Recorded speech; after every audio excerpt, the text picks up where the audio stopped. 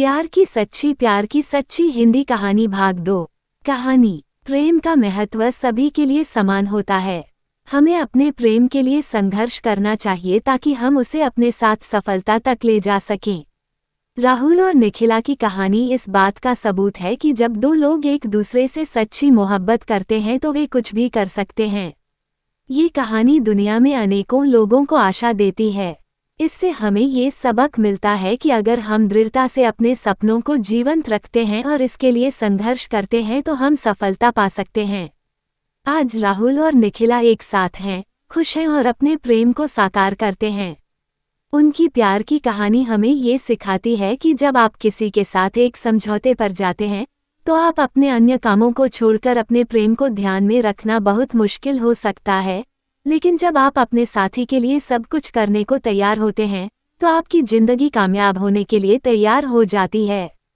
राहुल और निखिला दोनों ने एक दूसरे को समझा और एक साथ दुखों और सुखों का सामना किया। इन सभी कठिनाइयों के बाद वे अब भी एक दूसरे के साथ हैं। राहुल ने अपनी प्रेम को सीमित नहीं किया, बल्कि निखिला को हमेशा खुश रखने के लिए सब कुछ किया। दोनों की प्रेम की कहानी आज भी बहुत खुशी और उत्साह देती है। इसके साथ ही ये हमें बताती है कि अगर हम सही व्यक्ति के साथ होते हैं तो हम अपने सपनों को हासिल कर सकते हैं। राहुल और निखिला के साथ हुए संघर्ष और उनके प्रेम की कहानी हमें ये याद दिलाती है कि प्रेम हमें जीवन की सबसे बड़ी खुशी देता है। आज राहुल और निखिला एक दूसरे के साथ खुश हैं और अपने जीवन के हर पल का आनंद ले रहे हैं। वे अपने बच्चों को प्रेम और सम्मान की शिक्षा देते हैं और एक सुखी परिवार के रूप में एक साथ जीवन व्यतीत करते हैं। उनकी प्रेम की कहानी हमें ये याद दिलाती है कि अगर हम अपने जीवन में सही इंसान को चुनते हैं तो हमें सुख और समृद्धि जरूर मिलती है। प्रेम हमें जीवन की सबसे बड़ी खुशी देता है और एक सुखी जीवन का मार्ग बन जाता है। राहुल और निखिला की प्रेम की कहानी हमें ये भी सिखाती है कि अगर हम अपने साथी के साथ सही तरीके से संवाद करते हैं, उन्हें समझते हैं और उनकी ज़रूरतों को पूरा करते हैं तो हमारा रिश्ता हमेशा सुखद रहता है। इस प्रेम की कहानी से हमें ये भी सिखाई जाती है कि हमें अपने प्रेम को सीमित नहीं करना चाहिए।